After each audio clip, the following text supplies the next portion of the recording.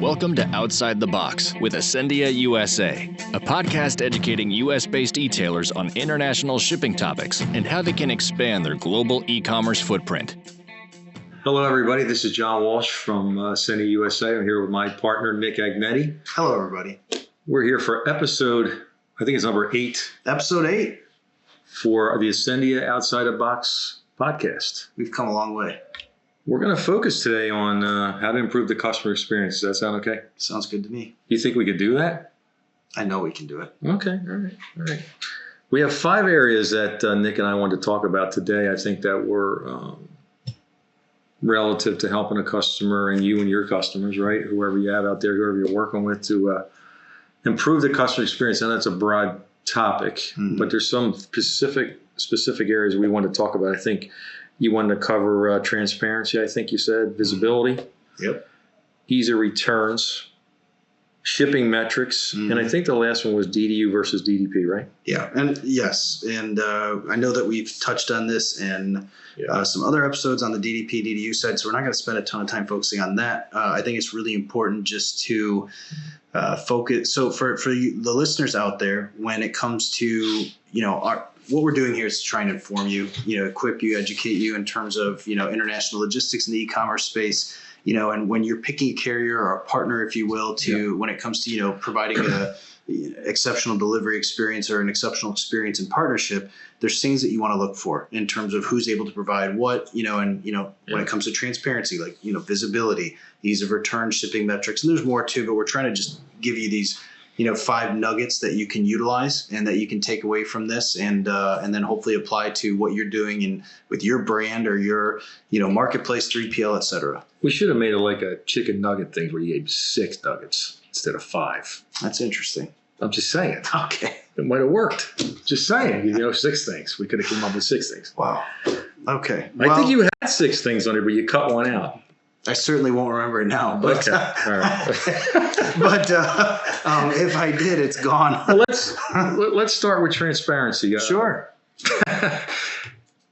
That's a big one, only in my opinion, because customers need to feel comfortable what site they're on, what carrier they're using, what the expectations are. I think a lot of my past experience, and probably like you, a lot of customers were unsure what to share with their clients and what they wanted to share because they didn't want to go outside their comfort zone and not give them the service they were afraid they weren't going to meet the metrics, right? That's because I think that kind of dovetails with something else you mentioned. But is that something that you see from your customers as well? Yeah. So transparency, I'm going to look at it a little bit of a different perspective than shipping metrics. So when I think of metrics, I think as a carrier, we are obligated to provide accurate metrics when it comes to, and we'll talk about this as we get down to number 4, as we stated, but that's more of a, I look at internal as a carrier. So if you're evaluating a partner, are they talking about these things? Are they utilizing these metrics to, provide a better service or experience? But in transparency, going back to what you're saying, is we're talking about the customer experience. If you're an online shopper, you're going to check out, let's say you're going to go purchase a shirt, preferably not Air Force Blue, and it would be something that you might, have that's a quarter zip, maybe not, you know what I mean? I wear a lot of those. So when you go to check out though, you're going to get the pricing for what the material is, or what the goods, the merchandise. But then in transparency, kind of going to what you say, which is an excellent point, is bringing up, are you going to break out, here's what the shipping costs are, here's what the duties and tax charges are.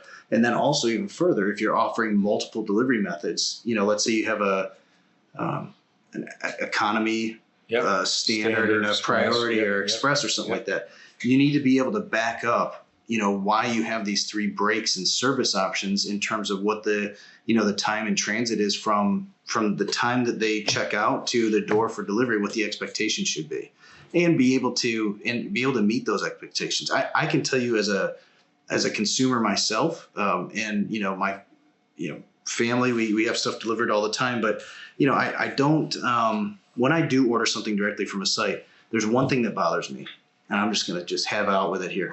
Yeah, we're going to get into it. Okay. Go ahead. My producer may cut this. Okay, but you need to listen up. All right. So when you go to buy something and it says, that a label's been created or here's your tracking number. Right. But then they don't turn it over to the carrier for a while and it just sits. Ooh, that really grinds my gears. That really bothers me. And because they're kind of trying to fake you out. Like, hey, we've already fulfilled this order. It's on their way. No, it isn't. It's sitting in the warehouse. All you did was you produced the label. You didn't actually fulfill the order yet. So, as you can tell, a little passionate about it. I have fallen victim to this many times, but going to transparency, these are things that are important in terms of, what is the customer experience? I don't know. What are your thoughts on that? It's funny when you're dealing with especially larger clients, they're always, in my opinion, always looking for what good looks like. So they're always looking at their competitors and things like that to find out who the best brand has, to your point, who's given the most options, who's given the various options. Like DDU, DDP's one, but then like you said, different service levels. Right. Returns. Ease of return. So some customer loyalty is a big thing, and customer experience is tied directly to customer loyalty, right? But you bring up a good point about latency, right, and lack of tracking. That has always been something that you would have thought 20 years ago was the standard. Then it morphed into everybody gets, in some cases, hopefully instantaneous tracking after it's delivered, right? Or pick up. But to your point, I think it's that shipment receipt. Shipments information receipt, and then it goes dark. Yes. So it's important for the listeners, like you said, to understand that that's something that has to be worked on or improved on, or make sure you're doing that for your end consumers, or you're going to lose customers. Right? I agree. And so, I think we're going to stick with transparency a second longer, and then we'll probably have to keep moving here. But going back to the idea of, you don't have to have, let's say, a good, better, best shipping option. You don't have to. You could have one shipping option, but I think most importantly, with what John brought up, is the fact that you need to be consistent and very transparent in the delivery times that you're going to propose to your customers. And that's domestic, that's international. It doesn't matter. That's across the board. And so, again, going back to why are you listening to the Outside the Box podcast, right? Is what I'm saying, you need to have a carrier partnership in place it's going to work with you to make sure to even help you craft that message to your customers, to create, what the expectation should be based on the delivery service that you're utilizing or that they're providing. So, yeah, very good point. Very good point. We talk about visibility. It's a broad statement, right? But like you touched on the tracking. What other things in that group, in that wording, do you see any other opportunity for customers to take advantage of? I'm going to go to international. So sure. I think one of the biggest challenges that consumers or recipients or whatever we want to call them experience is that when things get stuck in customs and they're not sure what's I don't know what's going on with this. Is it what we get? The quote unquote hey, what's going on with this package? Well, I know one thing that we do with certain service options, with some of our solutions that we offer, is we do a pretty good job of letting customers know in our metrics milestones, that something has entered customs or it's being processed, and then that something is out of customs, right? And that's something that because we have an entire customer care team behind us that manages the the WIZMO, the where's my package questions, the what's going on with customs clearance and that type of thing. In certain countries, which we've learned recently, even further, are having even more challenges when it comes to customs than others.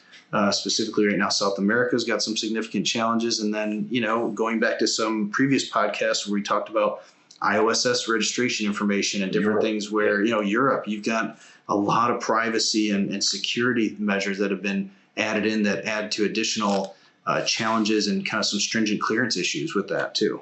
Yeah. When you were talking about international, obviously here at Ascending, obviously we have various services. I think our company does a great job of helping you as a customer that wants to have a program to promote international as far as delivery options, right? We have all these services. Mm-hmm. I think we have a DPD product that's mirrors a UPS My Choice as an example. That customer experience is fantastic. That you're not going to get from some carriers like you would get from Ascendia. Spot on. And I'm glad you brought up DPD. So, I have a customer in particular that is a huge fan of the DPD product. And so just for the listeners out there, DPD is a carrier. It's a final mile carrier partner that we utilize when it comes to some of our EU deliveries and UK deliveries, if you will, because they're not the same anymore. But it's really important to make that distinction versus, let's say, our EPAC Select DDP product. And I know we've talked about it in previous podcasts as well, because it's specifically with the DPD carrier. And why this is so important is just for visibility and for customer experience. For instance, they have their own app that consumers download in Europe, and they can utilize Predict. It's fantastic. Yeah, very good. And as much as I couldn't get it through my thick skull, I could not download the app here in the United States. No, you can't. But I tried many times, unfortunately, and finally had somebody from DPD tell me it only works. Yeah. Okay. So either way, let's say that you're expecting a package and you want it to be delivered to your neighbor's house. You want it to be delivered to the local pharmacy. You want it to be delivered somewhere else but your resident, and or you want to match up the timing of the delivery with the driver. You can do that in this app. It's fantastic. So in terms of visibility, I think that they're doing a phenomenal job. Right. The other thing I wanted to ask your opinion on, I have no lack of those. Yeah. Is the when you talk about customer experience and what you think like a customer, right? We use best-in-class partners in countries for shipping, right? You just mentioned DPD. I know you have a lot more experience in some of these other countries than I do, but it seems to me that having that comfortability is something, working with somebody like us, that we're going to bring to you the best-in-class final mile carriers and make your customer experience good for you, less WIZMO calls for you as a shipper, and then for your customers. Is that a fair statement? 100%. Yeah. And I mean, it's very fair to say, and it's very transparent for me to say, we're not the cheapest on the block. And I'm fine with that, because I also know what service we're putting in front of our customers as a partner. And we do that intentionally. We're not going to send products to the UK via a service that may have a 10-day delivery with an 80% scan rate. Nope, we're going to use a service that we've utilized for years that has a 99% scan rate with a average 5%, 5 business day delivery. We've known that partner for years. We've been utilizing them, and they're not the cheapest, but they are fantastic, and they're very well priced. So situations like that, that's exactly the position that we're going to take. Right. The final thing we're going to talk about, obviously, about talking about helping customers. Remind me, Miss Producer, when is the returns? When is our returns podcast going to be released? Before this one. That was our famous producer you just heard, by the way. Yeah. In June. That's the other one. Yeah. So you would have heard our returns is a big part of a solution that I wouldn't say we had a hole in our products, right? But I think this is the one that there's a gap for kind of wraps it around to make sure that we're helping the full customer experience, outbound and inbound. I think on the podcast, which I think is going to be split in 2 episodes, right? It was split into 2 episodes, right? You would have heard how great that product is, right? Absolutely. And I think it's important. Again, Nick, I know you have a couple large clients. Is that something that is important to them? I know particular a couple of clients you mentioned, especially Europe and things like that. Some yes and no. What I would say though is, especially, I moved the mic, for the apparel shippers, that's a huge piece of it. I don't have the returns information in front of me to rattle off any statistics. Just kidding. No, I'm kidding. I don't have it. But we rattled them all before. Yeah, we did. And so anyway, returns is a very important thing when it comes to ultimately the customer experience, especially in the apparel sector. They find that people shopping for apparel, more people are going to look at what the returns process is for that particular brand before actually making the purchase. So I think that's an important thing to bring up. Right. Well, I think we covered 5 or 6 topics. I was hoping to get 6 just to get to. Well, I got a couple more. Oh, go ahead. Okay. We got 1 minute. I don't. Is it a minute? I don't pay attention to the clocks there, John. So shipping metrics. Wait a minute. Hold on. We got a clock now. I know. I'm going to be getting one of those okay, let's reel it in. So shipping metrics. So certain metrics are important to certain customers for different reasons. And what I mean by that is, so in general, when I look at what as Ascendia, our transit times are, I pull a report and I say, okay, here's when we received a package. Here's when we process the package, which is almost always same day now, which is fantastic. And then here's when it delivered to a customer. And that is from Ascendia to customer. That's the transit time right there. You can make that calendar days, business days, whatever. But some people, depending upon whether you're a subscription-based business, you could just be a regular branded retailer, even maybe a marketplace seller. But what they want to see is they want to see the variance between shipment information received, as long as it's being fulfilled that day or whenever that, the day that we receive that data, to the door for delivery. That includes first mile to our facility as well. So I guess I bring these up in more, probably more specific instances, because if you're working with a partner today that isn't providing you these metrics, that's a problem. That's something that needs to be addressed, because those are factual, transparent ways that you're going to be able to measure what your actual transit times are, which is a huge part of the customer experience, which is what we're talking about today. So those are two, shipping metrics I would look at highly as, first of all, the shipment information received to your carrier for processing and then to the door. And that way you can see if there's any gaps there between processing timeline and recipient delivery. Good point, because you would think, based on the transits that we're getting in most countries around the world are very good. In the U.S., in the ground for domestic is probably 2 to 5, 2 to 6 days. In some countries, we're getting that now easily. Yeah, and the visibility that we have available with our tracking and things like that is top notch, and it would match what a domestic delivery would look like, right? Which what a customer, they probably weren't expecting the same transparency to, like our earlier statement, on an international package because of all the movements across the globe. But now you should be getting almost similar to what you would get for a domestic package, because the transits are pretty good. I mean, most countries, there's some countries, 3, 4 days, 5 days? Yes. And, absolutely. Yeah. Some markets, like you said, are 8 or 9. But, to ship a package across the United States on the ground is taking 4 or 5 days. So easily. So it's impressive, and it's a good point that you should, as a customer, we can help you with that. Yeah, for sure. Absolutely. Yeah. The last thing that I know that we've touched on in previous episodes, but we do need to bring up, is if we're going to talk about improving the customer experience, it's important to evaluate and make choices when it comes to whether you as the shipper are going to be providing a DDP delivery option or a DDU delivery option. We've talked about it in previous podcasts, but there's many things that go into it. What types of goods are you selling? What are the package dimensions and size of the goods? What's your average order value and all these things? And the reason it ties into customer experience is because we have to understand what the delivery experience is going to be. So it's not just, we're talking about customer experience as a whole, but DDU versus DDP is very important when it comes to the final delivery experience. And so that's why we had added that in as the 6th chicken nugget there. Yeah, it's funny. Recently, I learned even more in certain countries like Canada. You do DDU, there's extra costs showing up at the door. There's extra fees. As shippers, people want to avoid fees. Oh, yes. Customers don't want the problem of somebody showing up at their door asking for money.